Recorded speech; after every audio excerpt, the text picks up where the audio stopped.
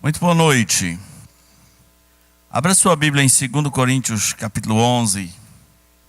Nós vamos ler apenas 2 versículos. Versículos 5 e 6. 2 Coríntios 11. Diz assim: porque suponho em nada ter sido inferior a esses tais apóstolos. E embora seja falto no falar, não sou no conhecimento, mas em tudo e por todos os modos vos temos feito conhecer isto. Amém? Nosso Deus, te agradecemos pela noite, te agradecemos porque o Senhor é bom, e te agradecemos porque nos enviaste a tua palavra, porque nesse país ainda temos a liberdade de te cultuar, de ler a tua palavra livremente. Muito obrigado por tão grande privilégio. Agora te pedimos, meu Pai, que nos faça pensar em coisas excelentes a partir da tua palavra. Pedimos em nome de Jesus. Amém.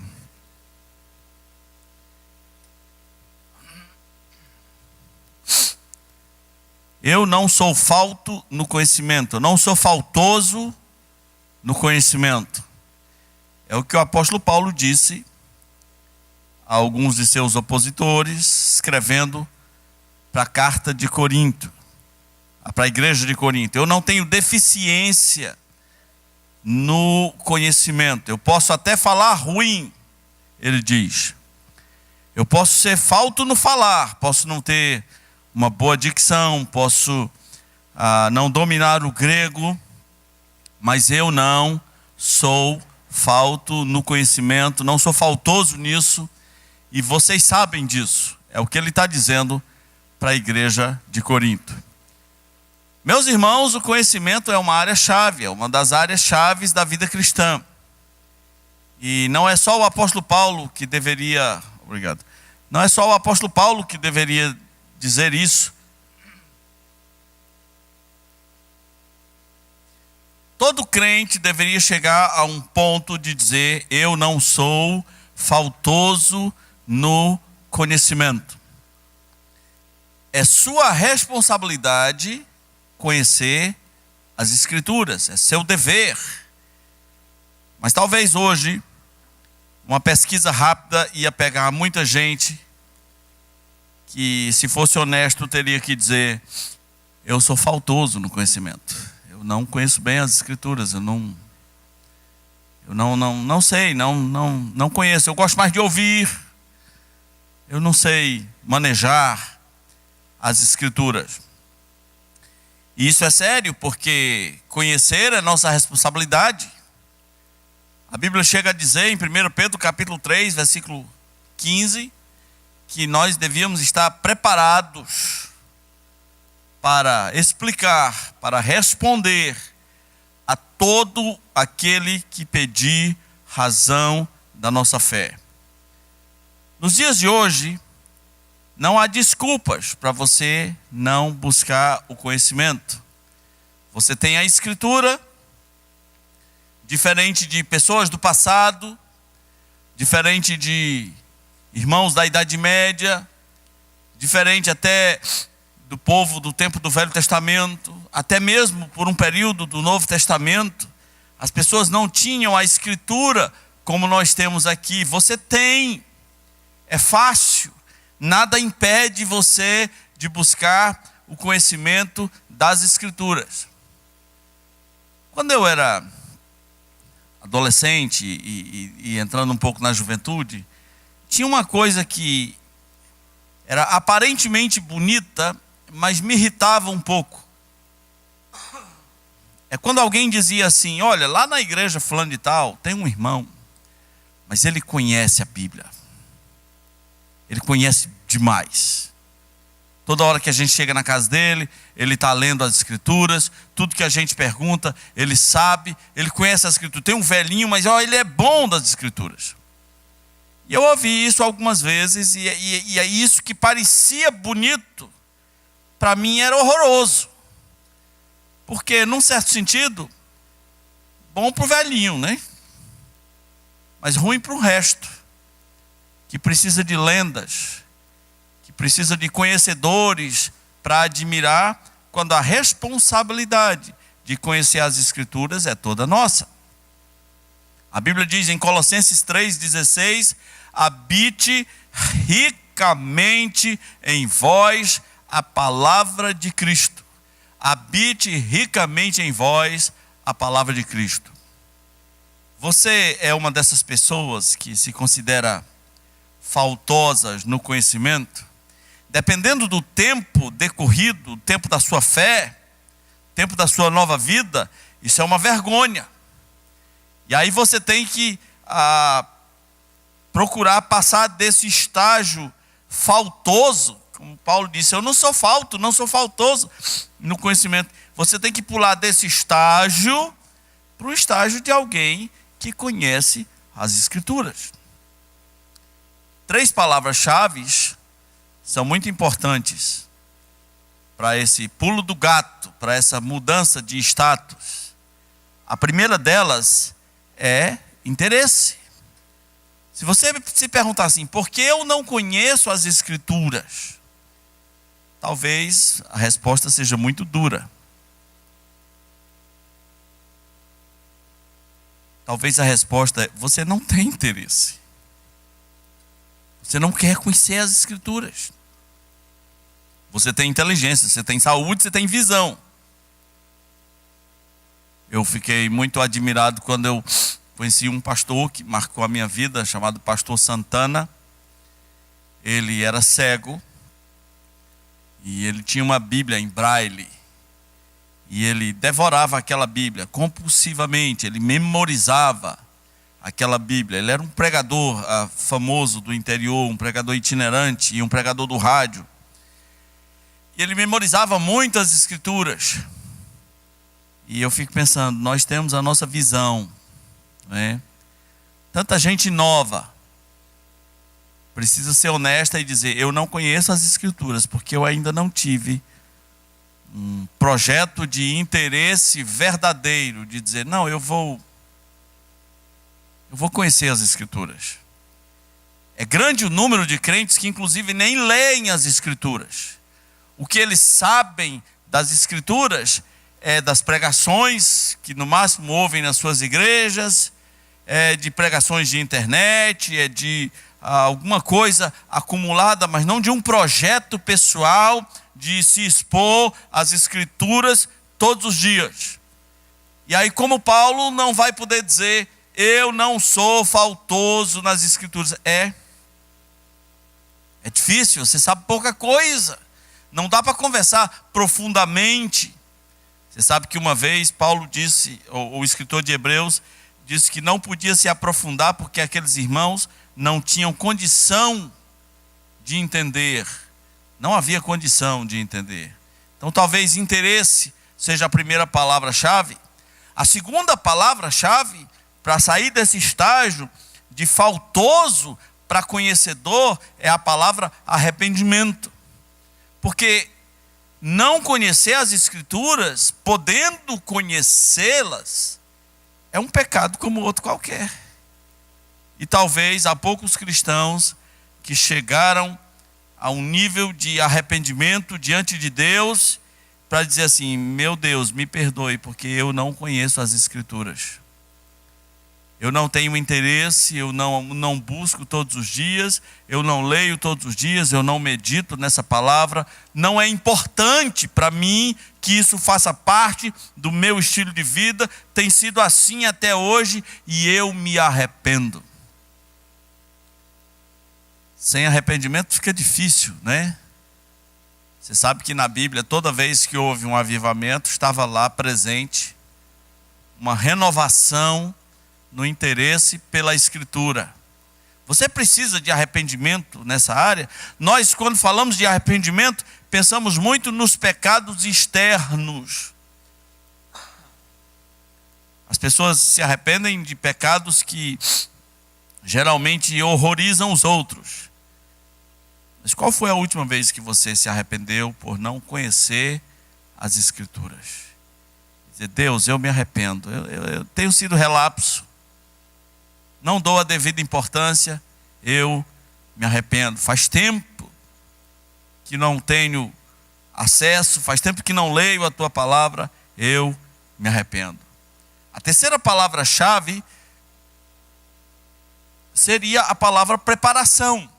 É importante que os crentes entendam que é responsabilidade do povo de Deus conhecer a palavra de Deus. Habite ricamente em vós, no meio de vós, a palavra de Cristo.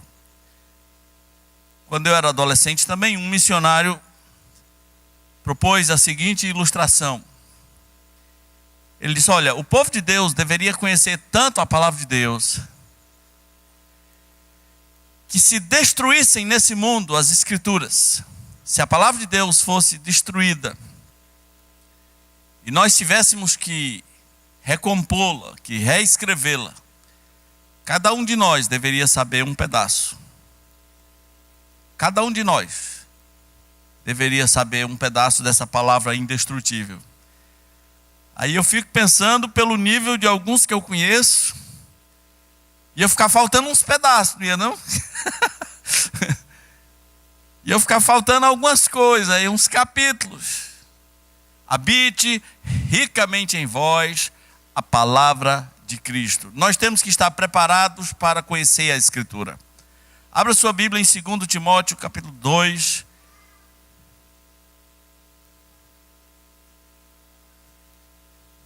Esse é um versículo conhecido. Se você conhece as Escrituras, você já sabe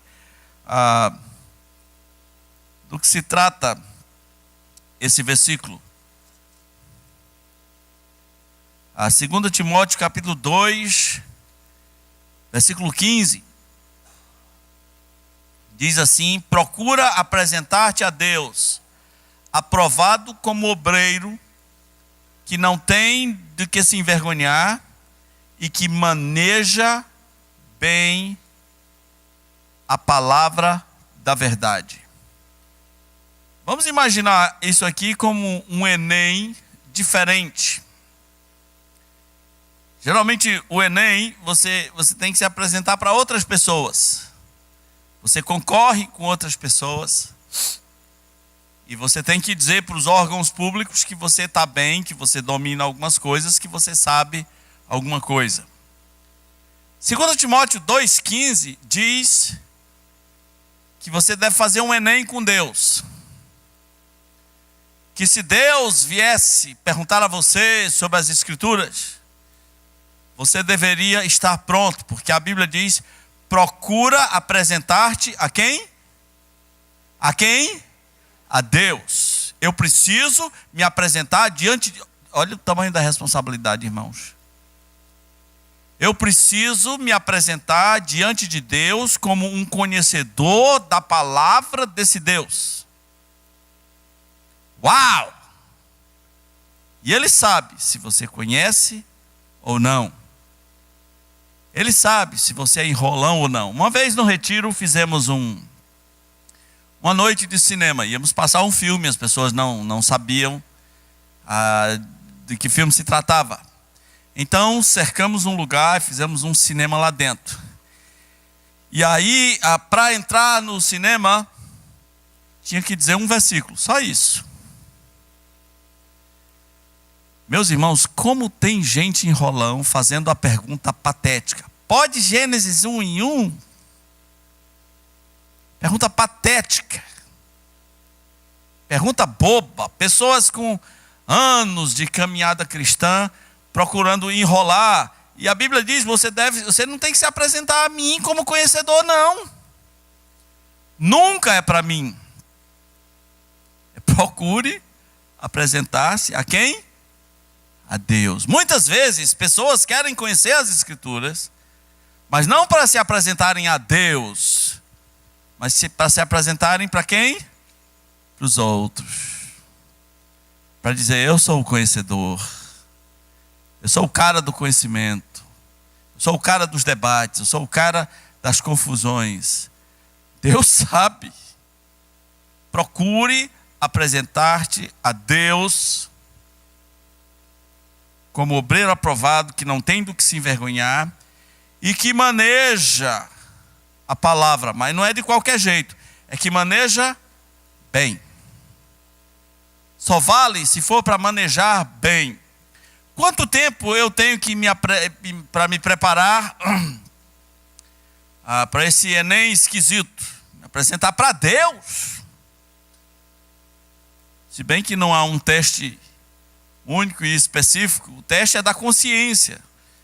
Não vai ter uma sala onde você vai fazer uma prova e Deus vai dizer assim, o que diz o Salmo 147? Né? O que diz o Salmo 73? Não vai ter essa prova. Mas é uma questão de consciência. Deus sabe se o teu conhecimento é ralo. Deus sabe quando você não sabe de nada. Por isso a Bíblia diz, procure apresentar-te a Deus. Eu quero dar 5 razões porque você precisa conhecer as Escrituras imediatamente. É mandamento sério, é responsabilidade nossa. Eu vou falar 5, mas eu posso falar 50 se você quiser. Mas vamos pensar em 5 razões porque suas concepções a respeito da Escritura precisam ser mudadas hoje. Em primeiro lugar, porque não conhecer as Escrituras é pecado. Uma vez, pessoas que gostavam de apresentar conhecimento, pessoas debatedoras, chamadas na Bíblia de os saduceus, que não acreditavam em ressurreição, chegaram para Jesus com um enigma. Eles disseram assim, Senhor, havia uma mulher, ela casou com um rapaz, e esse rapaz morreu. Aí ela casou com o irmão dele. O que aconteceu com o irmão dele? Morreu. Aí ela casou com o irmão desse outro. E o que aconteceu com ele? Morreu. E eles disseram, e assim foram 7. Ela casou com 7 irmãos. Aí depois de um tempo, ela também morreu. E eles fizeram uma pergunta. Na ressurreição, de quem ela vai ser esposa? Jesus não está interessado no enigma e dá uma resposta que corta o ânimo deles.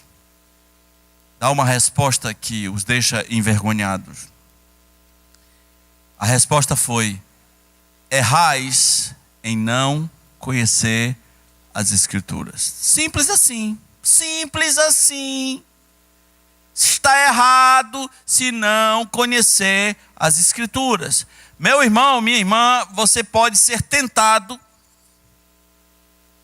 a achar que na sua vida de crente você não tem nada a ver com isso e que não é responsabilidade sua de conhecer as Escrituras. É sim. Errais em não conhecer as Escrituras. Não conhecer as Escrituras é pecado. E como o pecado precisa de arrependimento, como qualquer outro pecado. É preciso chegar a Deus e dizer: Deus, me perdoe, eu tenho sido leviano.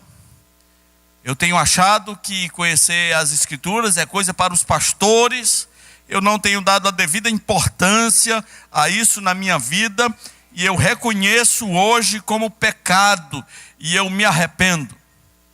Meu irmão, se você está longe das Escrituras, não durma hoje sem fazer essa oração. Não durma.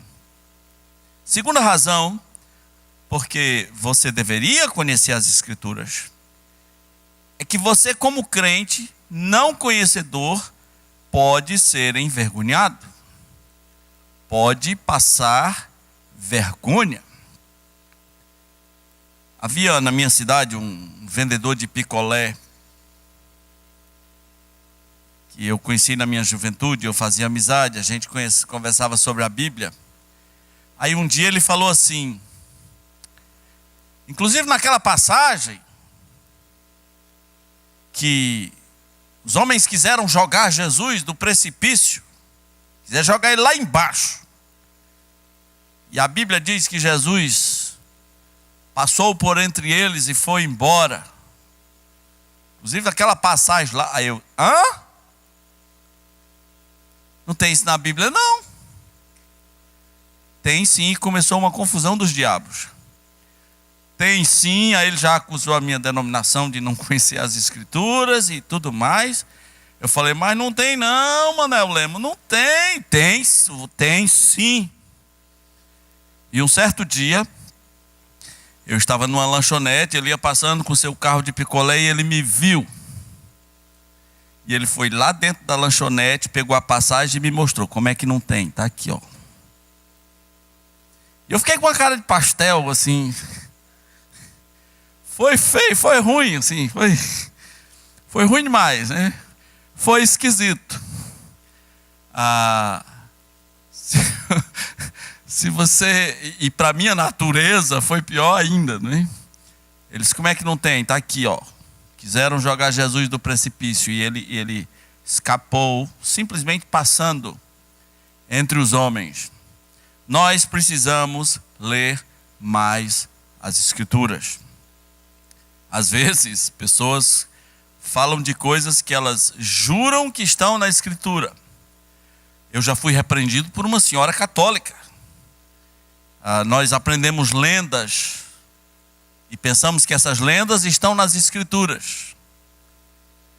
Contei para uma senhora católica. Eu, na minha adolescência, começo da minha conversão fervorosa, eu conversava com todo mundo. Uma senhora católica, dessas líderes de senhoras católicas. E eu falei para ela, porque você sabe que quando Jesus ia sendo levado para o Egito, Maria e José, e botaram Jesus dentro de um cesto. Aí os soldados olharam para Maria e disseram, o que tu levas aí? E ela falou, um menino. Aí o soldado falou, se fosse um menino você não diria. Aí ela olhou para mim e falou, tem isso na Bíblia não. De novo, outra pancada na cabeça. Havia um livro chamado História Sagrada. Traziam essas histórias. As pessoas repetiam tanto que a gente na infância confundia como se fossem história das Escrituras. E tome passando vergonha, né? Mas cada uma dessas foi muito bom, porque fui corrigindo, fui levando só na testa. Veja bem, Jesus Cristo conhecia as Escrituras, e quando ele foi tentado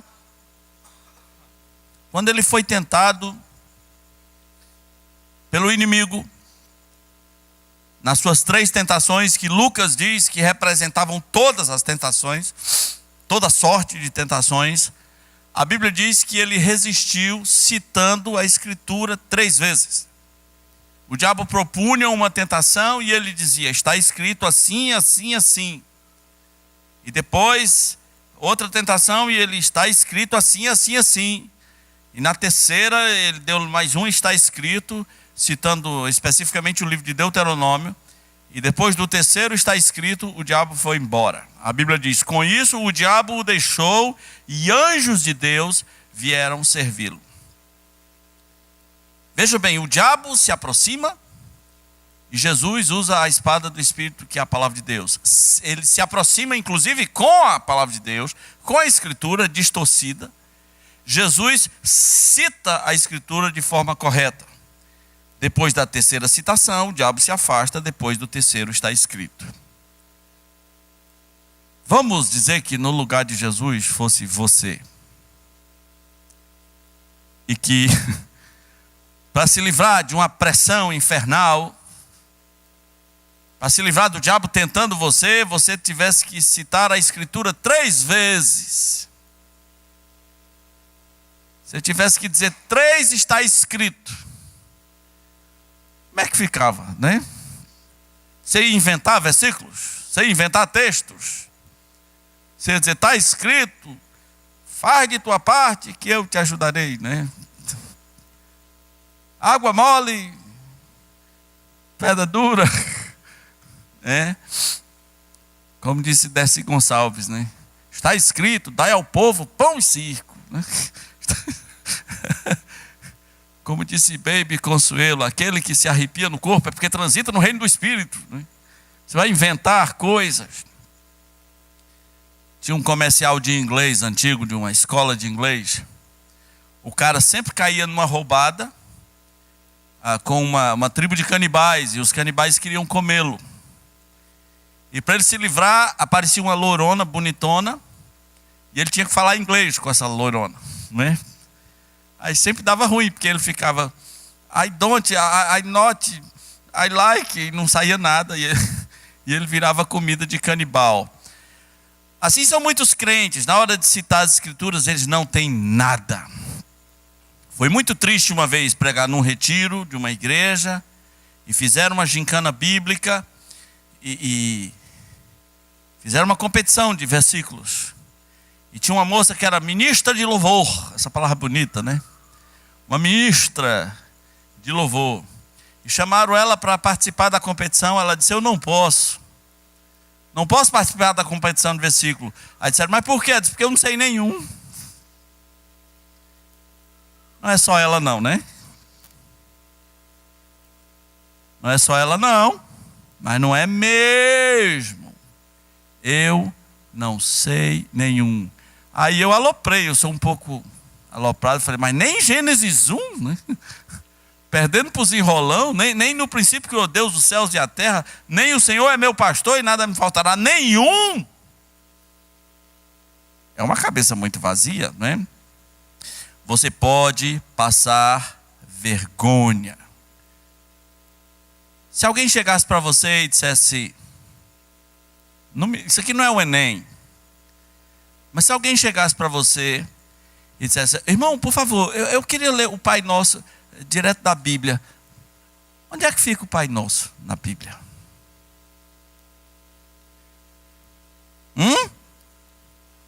Onde é que fica o Pai Nosso?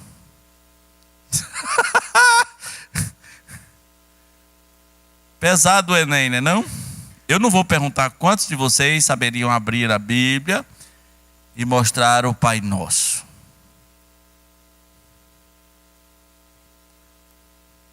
Parece que é no Sermão do Monte, não é não?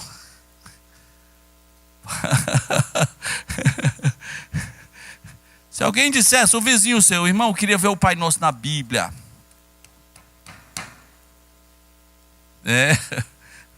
Vai no Google, né?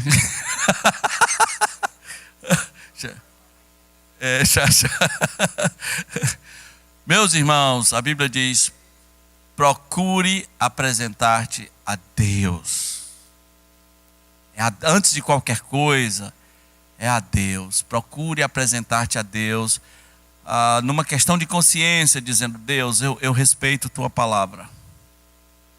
Eu não quero abandonar essa palavra para o resto da minha vida. Eu quero todos os dias ter contato com essa palavra. Uma terceira razão porque você deveria mudar o seu status de conhecimento, conhecer mais as Escrituras, é porque as Escrituras fornecem consolo. Ela é um livro consolador, ela é um livro curador, mas é um livro consolador. Diz lá em Romanos 15:4 que tudo quanto outrora foi escrito, para o nosso ensino foi escrito, a fim de que pela consolação das Escrituras tenhamos paciência. Você precisa aprender que isso aqui é um livro consolador. O mundo não conhece o consolo desse livro. Então, quando funciona assim, quando uma pessoa está com problema, ele vai para um psicólogo. Dependendo do psicólogo, da sua orientação, do seu mundanismo, pode acabar com a vida cristã dele, como eu já presenciei. Dependendo do psicólogo, ele pode te encaminhar para um psiquiatra.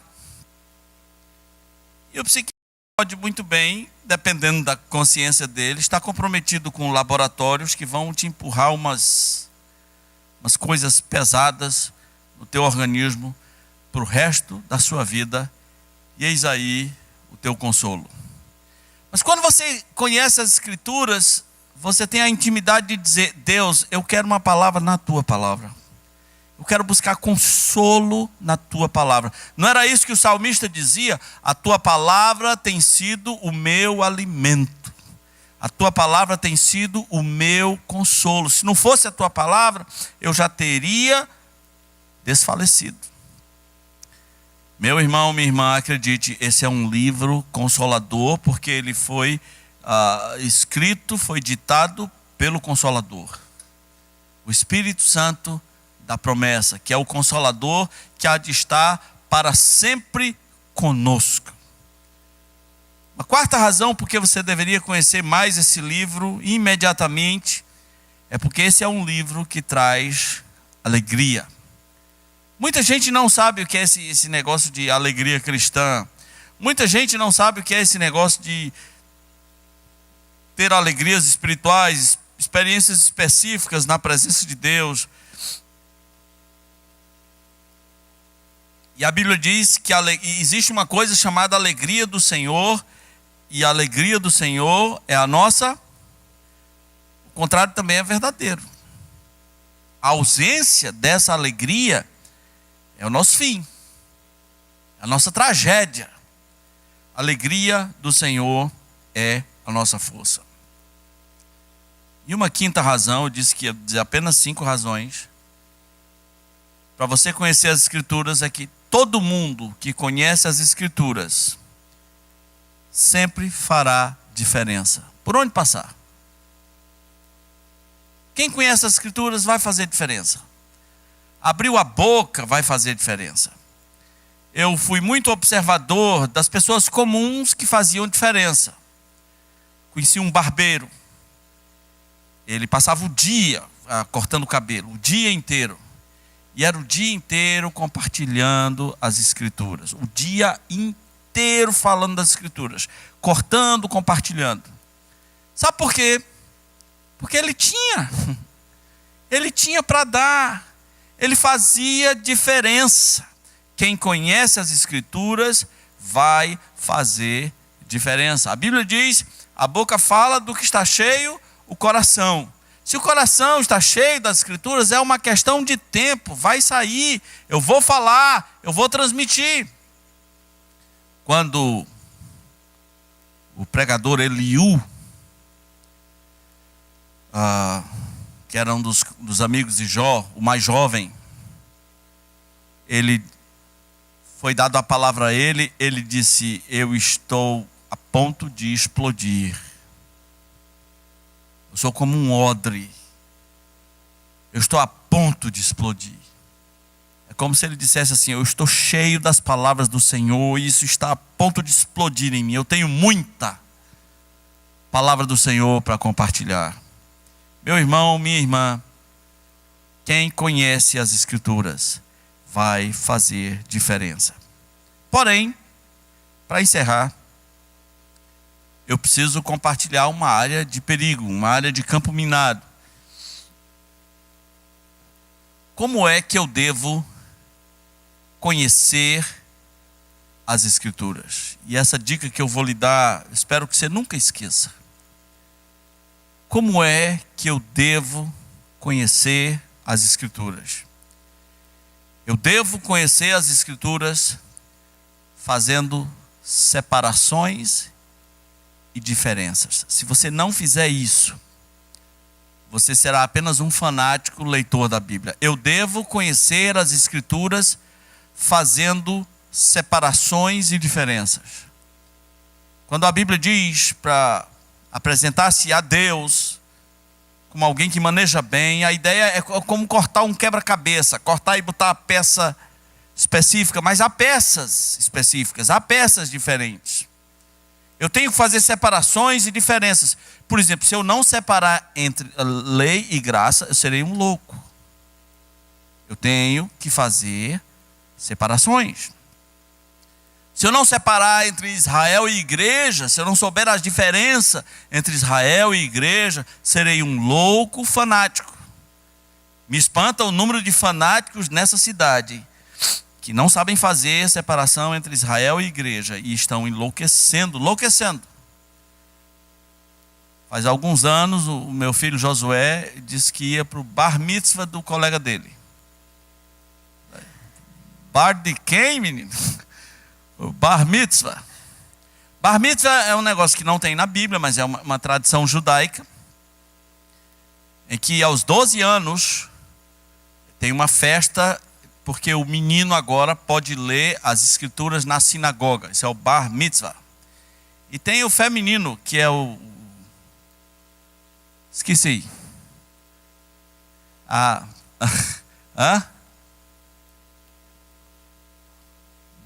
Bas mitzvah. Tem o bar mitzvah, o filho do mandamento, e a bas mitzvah, ou mitzvot, a filha do mandamento. E aí o Josué chegou: pai, eu vou para o bar mitzvah do meu filho. Eu falei: que bar mitzvah, menino? Teu filho teu amigo é judeu? E aí é porque a igreja do cara começou a misturar tanto Israel com a igreja, que misturou até coisa que nem tem na lei. E impondo às famílias, e as famílias vão fazer o bar mitzvah. Se você não fizer separação entre Israel e igreja, você vai virar um fanático, fazendo coisas que são da aliança de Israel apenas. Deus vai acertar as contas com Israel no tempo certo. Deus tem muitos mandamentos específicos para Israel, como o ano sabático, as festas, como festas do tabernáculo e etc, etc. Faça separações, faça diferença. Isso aqui é para Israel ou é para a igreja? E por aplicação, o que eu ganho com isso? O que eu aprendo com isso? Isso aqui é lei ou isso aqui é graça? Faça diferença entre os tempos ou entre as dispensações. Um pregador lá no Nordeste dizia que morrer novo era pecado. Porque ele leu lá em Isaías que quem morrer aos 100 anos ainda será jovem. E era um texto sobre o milênio, sobre o reino milenar. Ele não fez separações, ele não fez diferenças. Aprenda a fazer separações. Quais são os tempos? Está falando para agora ou para o futuro? Eu conheço um irmão que odeia ecologistas. Quando ecologistas estão falando sobre preservar a mata, ele diz assim: que nada, rapaz. A palavra de Deus diz que vai queimar tudo. É para queimar tudo. Eu digo: mas irmão, é só na tribulação, não é agora. É para queimar tudo que está lá, nunca leu não, lá no Apocalipse, né? Eu não sei se ele já se corrigiu, mas ele é horroroso, ele faz essa vergonha, né? A palavra de Deus diz que tem que queimar tudo, né? Porque ele leu no Apocalipse que vai se queimar a terça parte. Faça separações, e acima de tudo, para não virar fanático, faça separações entre uma circunstância e um mandamento genérico. É circunstancial, é uma circunstância muito específica, ou é um mandamento para todo mundo? Ou é um mandamento universal? Quando a Bíblia diz assim: exortai-vos mutuamente, esse é um mandamento para toda a igreja. Quando a Bíblia diz assim: contribua segundo propôs o seu coração, esse é um mandamento para toda a igreja. Quando a Bíblia diz para eu não levar meu irmão na justiça, esse é um mandamento para toda a igreja. Mas quando a Bíblia diz que um grupo foi aconselhado a não comer carne sufocada no Novo Testamento, e esse mesmo Novo Testamento mais tarde diz assim: coma de tudo que se vende no mercado. Quando a Bíblia diz que uma igreja foi exortada a as mulheres ou rapar o cabelo ou usar véu, isso é circunstancial ou é um mandamento universal? Se você não fizer diferenças, você vai virar um fanático maluco. Quando a Bíblia diz assim: saudai a todos com o ósculo santo. O ósculo é um beijo, né? O irmão James diz: olha, eu gosto do abraço, né? Aí tem igreja que diz: agora é a hora do beijo, né? Isso é circunstancial, é cultural ou é um mandamento, ou é um mandamento universal? Faça separações. Você sabe que tem no Brasil uma igreja do ósculo santo, né? E tem uns caras que são convidados para ir lá. Lá é assim, os homens beijam os homens, a mulher beija a mulher. E na Rússia é ruim, porque na Rússia os homens beijam na boca. É tão frio que assim tem necessidade de dar um beijo na boca. Véio com véio. E quando um amigo é convidado para aquela igreja, ele fica lá no último banco, porque na hora do beijo ele vaza. Ele não quer saber. Então, o ósculo santo é circunstancial ou é um mandamento universal? Leia sim todos os dias. Não esqueça de fazer diferença, porque é para manejar bem, não é para manejar feito um fanático. Para manejar bem, como um quebra-cabeça, sabendo exatamente quais são as peças. Faça diferença entre os tempos, faça diferença entre história e mandamento, faça diferença entre as dispensações, faça diferença entre circunstância, uma decisão circunstancial. Por exemplo, Jesus disse para um rico: vai e vende tudo que tem e dá para os pobres. Isso é circunstancial ou todo mundo deveria fazer isso? É claro que é circunstancial. É claro que isso não é um mandamento universal. Mas seja qual for o caso, meus irmãos, está na hora de conhecer as Escrituras. Não conhecer é pecado. Arrependa-se e mude. Vamos orar? Nosso Deus, somos o teu povo, somos essas pessoas a quem foi dito: habite ricamente em vós, a palavra de Cristo. Somos essas pessoas que precisam entender, que precisam manejar bem a tua palavra, que tem que se apresentar a ti como pessoas conhecedores da tua palavra, pessoas que não têm do que se envergonhar. Que o Senhor nos leve a uma consciência da importância da tua palavra como a nossa vida.